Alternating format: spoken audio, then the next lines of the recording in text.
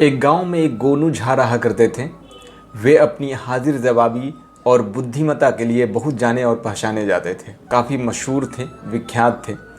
दूर दराज के लोग भी उनको किसी मामले के निपटारे के लिए उनके पास आया करते थे।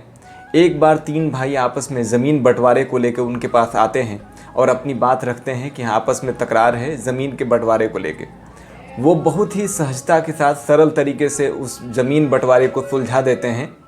जब ज़मीन का बंटवारा हो जाता है तो उसके बाद छोटा भाई कहता है कि ज़मीन का बंटवारा तो हो चुका है, अब कुएं का बंटवारा होना बाकी है। ऐसा सुन बाकी दो भाई परेशान होते हैं और बोलते हैं कि भला कुएं का बंटवारा कैसे हो सकता है। छोटे भाई की ज़िद की वजह से वो फिर उस बंटवारे के लिए तैयार होते हैं और गोनू झा ने कहा कि इसमें कोई बहुत बड़ी बात नहीं है, अगर आप चाहते हैं तो उसका भी बंटवारा हम कर देते हैं। उसने कहा कि ठीक है, आप कर दीजिए। उसने बोला कि ठीक है, बड़े भाई जो होंगे, कुएं का 4 हिस्सा अलग अलग हिस्सों में बांट दिया जा रहा है, पूरब, पश्चिम, उत्तर और दक्षिण। बड़े भाई को पूरब की तरफ, छोटे भाई को पश्चिम की तरफ और मझले को उत्तर, और मेरा जो हिस्सा होगा वो दक्षिण की तरफ होगा। ये फैसला सुन तीनों भाई काफ़ी खुश हो जाते हैं और ये समझते हैं कि चलिए ज़मीन बंटवारे के साथ में कुएं का भी बंटवारा हो चुका। अगले दिन गोनू झा दक्षिण की तरफ जो उनका हिस्सा था उसमें जाकर वे कुएं में, जो साफ पानी था कुएं में, उसमें गोबर डालना शुरू कर देते हैं।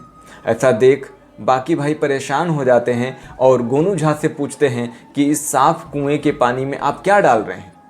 तो उन्होंने कहा कि मैं गोबर डाल रहा हूँ, मेरे हिस्से का है ये पानी और मैं इस कुएं में अपने हिस्से की तरफ से डाल रहा हूँ। आपस होता है इस चीज़ का कि ये गलती हुई है और वो फिर एक दूसरे से वादा करते हैं कि आगे से कभी भी हम कुएं के बारे में नहीं झगड़ा करेंगे, नहीं किसी बंटवारे को लेके विवाद खड़ा करेंगे और सभी एक दूसरे से मिलकर कुएं का पानी इस्तेमाल करना शुरू कर देते हैं।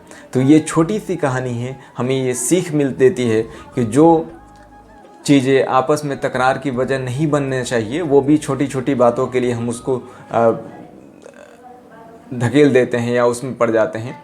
तो हम इसे सीख लें और किसी भी तरह के किसी भी मामले के निपटारे के लिए एक साथ सहजता के साथ सरलता से अपने विवेक और स्व विवेक से इसको निपटाने की कोशिश करें। बहुत बहुत धन्यवाद, शुक्रिया।